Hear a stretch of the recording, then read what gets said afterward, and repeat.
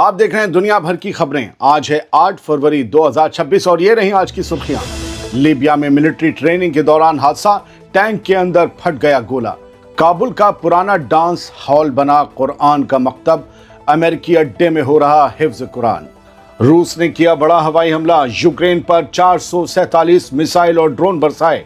गजा में फिर शुरू हो सकती है जंग, हमास के टॉप लीडर खालिद मशअल ने हथियार डालने से किया इनकार। अब ईरानी एयरफोर्स ने दे डाली बड़ी वार्निंग, कहा पहले से ज्यादा तैयार हैं हम, दुश्मन को कर देंगे तबाह। और रूस के हॉस्टल में चाकू से हमला, 4 हिंदुस्तानी स्टूडेंट्स बने निशाना।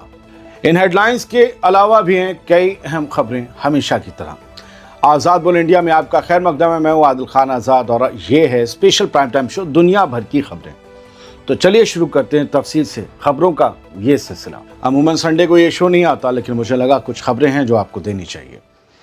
लीबिया में ट्रेनिंग के दौरान टैंक फट गया। लीबिया की आर्मी की लाइव फायर ट्रेनिंग के दौरान अचानक टैंक के अंदर जोरदार धमाका हो गया और यह हादसा एक जवान की मौत और दूसरे के जख्मी होने पर खत्म हुआ। 8 फरवरी को यह हादसा उस वक्त हुआ जब टैंक से गोला दागने की तैयारी चल रही थी या प्रैक्टिस चल रही थी, लेकिन गोला टैंक के अंदर ही फट गया या लोड करते वक्त फट गया। फिर उसके बाद टैंक के चिथड़े उड़ गए। ये ट्रेनिंग मिसराता इलाके से जुड़ी एक यूनिट के साथ हो रही थी। सोशल मीडिया पर घूम रही वीडियो में टैंक के आसपास धुआं और तबाही साफ दिख रही है। शुरुआती रिपोर्ट कहती है कि हादसा खराब गोला बारूद, पुराने हथियार या हैंडलिंग में गलती की वजह से हुआ हो सकता है।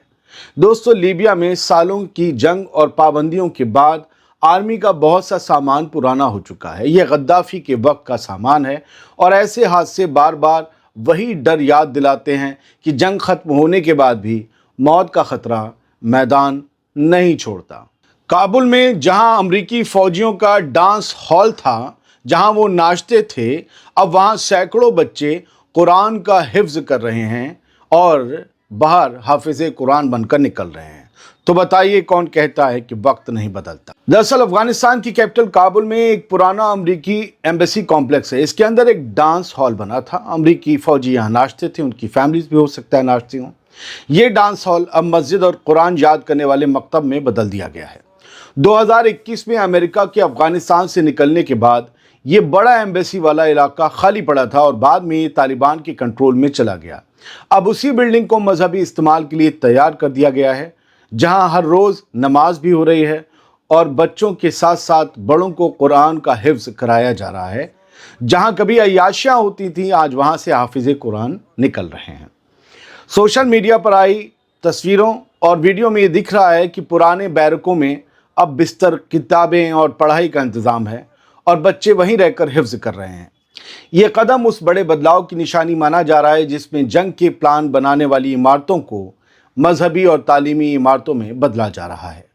अफगानिस्तान के शहर काबुल की इस इमारत में जहां कभी अमेरिकी फौजी रहते थे, वहां के बेडरूम्स को अब बच्चों का हॉस्टल बना दिया गया है। अब बच्चे उन जगहों पर लेटते हैं, सोते हैं। 2021 में अमेरिकी फोर्स के निकलने के बाद ऐसे कई बेस खाली पड़े थे जिन्हें तालिबान हुकूमत ने अलग अलग इस्तेमाल के लिए अपने कंट्रोल में ले लिया। और फिर ये डांस हॉल जहां अमेरिकी फौजी नाचते थे, वहां बच्चे अब कुरान सीख रहे हैं। सोशल मीडिया पर घूम रहे वीडियोस में अंदर का नज़ारा साफ दिखता है। फर्श पर जानमाज, दीवारों पर इस्लामी सजावट और लोग कुरान पढ़ते और नमाज पढ़ते दिखाई देते हैं।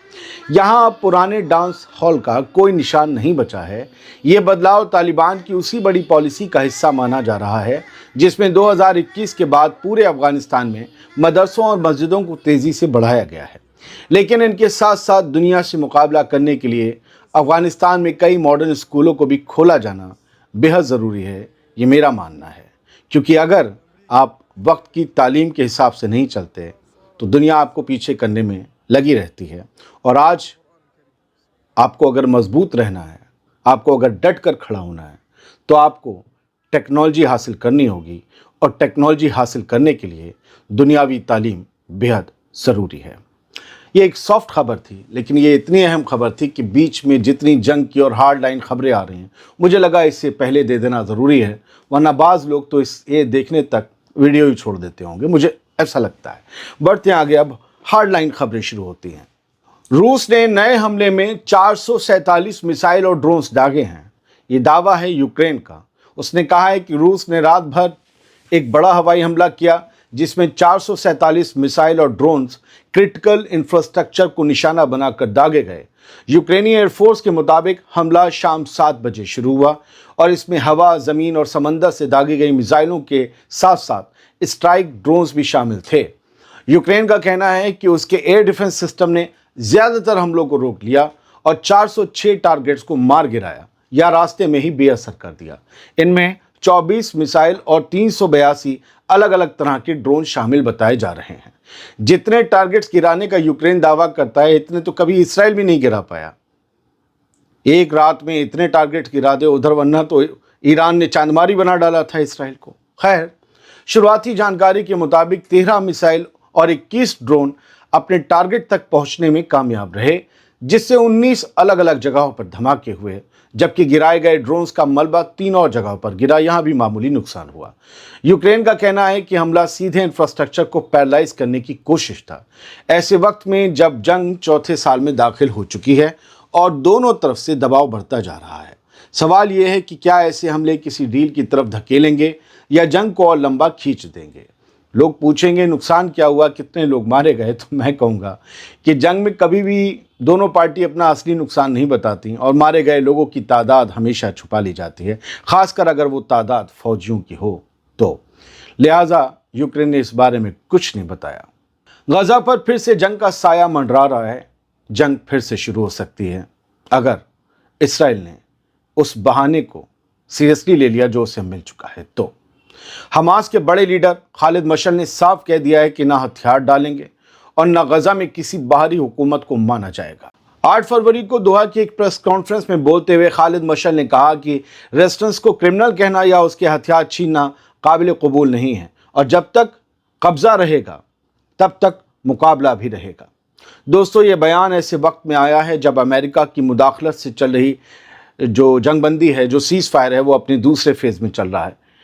इसके प्लान में गजा को गैर हथियार बंद करना या डीमिलिटराइज करना और इसराइली फोर्स का रफ्ता रफ्ता करके गजा से वापसी करना शामिल है।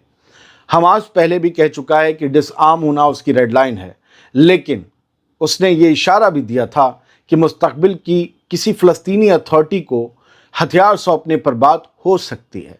लेकिन इसराइली अफसर दावा करते हैं कि गजा में अब भी हमास के पास करीब 20,000 लड़ाके हैं और 50 से 60,000 जो आपकी क्लाशनिकोव AK-47 या उससे अलावा अपग्रेड राइफल्स मौजूद हैं। ऐसे में मशअल का ताज़ा बयान सीधा उस प्लान से टकराता दिख रहा है जिस पर सीज फायर टिका है और डर यही है कि कहीं यही अल्फाज नई जंग का बहाना ना बन जाए। सवाल ये है कि क्या गजा राहत की तरफ जाएगा या फिर से बारूद की तरफ मुड़ रहा है, क्योंकि ये बयान इसराइल पकड़ कर बैठ सकता है। हर खतरे का जवाब देने को हम पूरी तरीके से तैयार हैं। ये ऐलान है ईरान की एयरफोर्स का और साथ ही वार्निंग दी है कि दुश्मन को तबाह कर देंगे इस बार। ईरान की आर्मी एयरफोर्स के कमांडर ब्रिगेडियर जनरल बहमन बहमार्द ने ऐलान किया है कि उनकी एयरफोर्स हर तरह के खतरे का सामना करने के लिए पूरी तरह से तैयार है और दुश्मनों को समझ लेना चाहिए कि ईरानी फोर्सेस अब खतरों के हिसाब से खुद को तेज़ी से बदल रही हैं। ईरान की आर्मी की एयरफोर्स अलग है, IRGC की एयरफोर्स अलग है, तो इसका फ़र्क समझिएगा। नेशनल एयरफोर्स डे पर कमांडरों की एक गैदरिंग में बोलते हुए उन्होंने कहा कि एयरफोर्स बुनियादी तब्दीली के रास्ते पर चल रही है और मुल्क का बचाव हर ईरानी की साझा जिम्मेदारी है।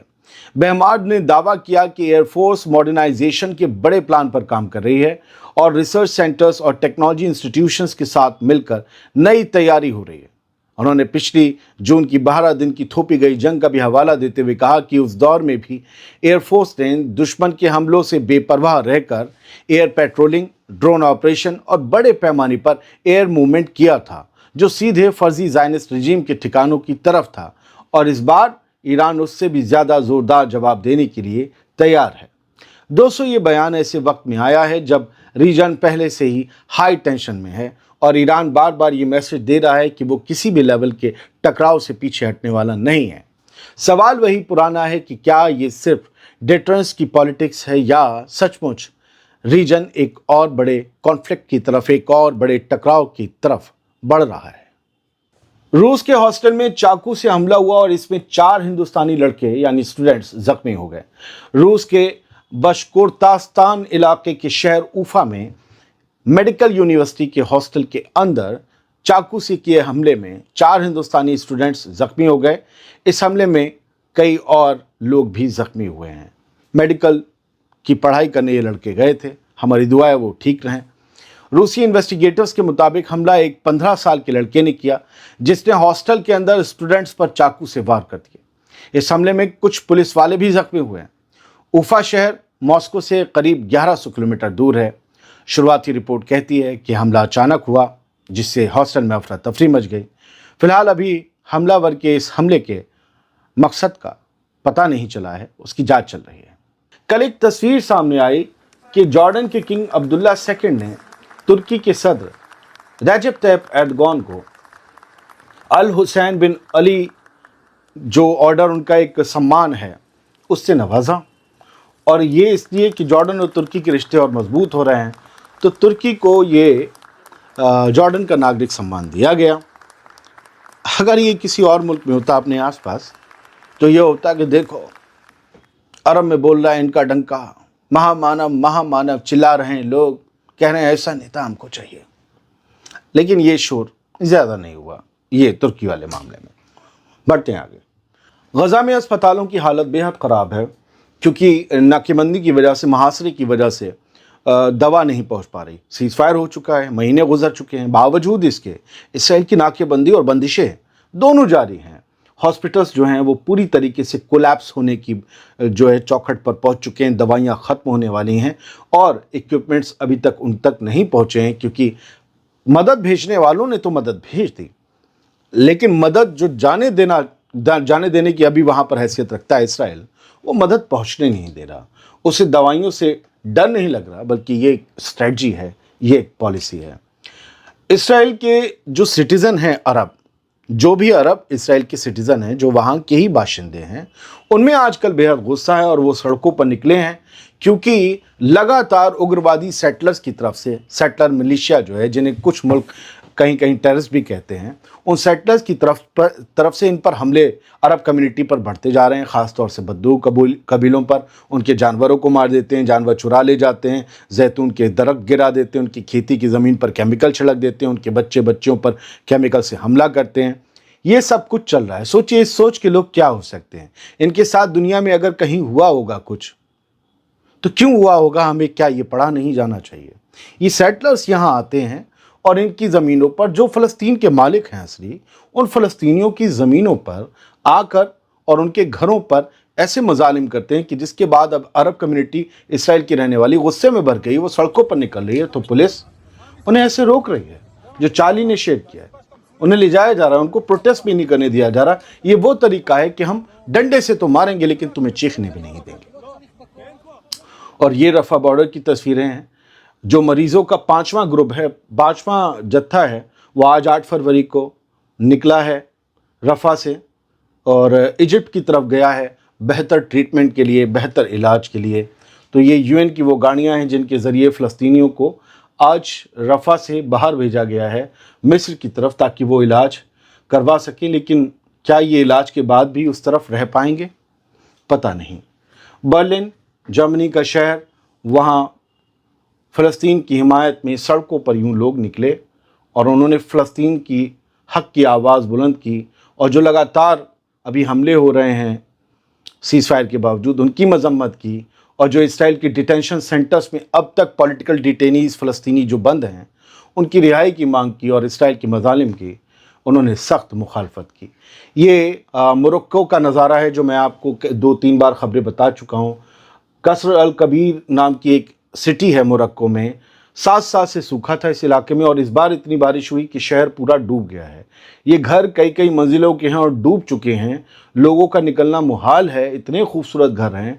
बताया जा रहा है यहाँ से 1.5 लाख लोगों को निकाला गया है। उनकी आबादी इतनी ज़्यादा नहीं है जो 1.5 लाख कुछ ना लगे, बहुत बड़ी आबादी है ये 1.5 लाख। तो ये वहाँ पर एक आफत बरपा है। Never met, Dalai Lama denies link with Epstein. Epstein file में दलाई लामा का भी नाम आया और दलाई लामा ने अब इस पर सफाई दी कि मैं उनसे कभी मिला ही नहीं, जबकि जो एप्स्टेन फाइल के डॉक्यूमेंट्स रिलीज़ हुए हैं उसमें तिब्बतियों के बुद्धिस्ट लीडर दलाई लामा का 150 बार जिक्र है। लेकिन दलाई लामा ने कहा कि मैं उन्हें नहीं जानता, ना मैं उनसे कभी नहीं मिला। बहुत बहुत शुक्रिया। संडे है, मैंने सोचा आपको क्यों न्यूज़ सुनाकर ज़्यादा बोर करूं, कुछ काम थे निपटा लिए, इसलिए लेट हो गए और शो कम आए। सलामत रहिए, खुश रहिए, छुट्टियां नहीं लेते हैं, थोड़ी सांस तो ले ले।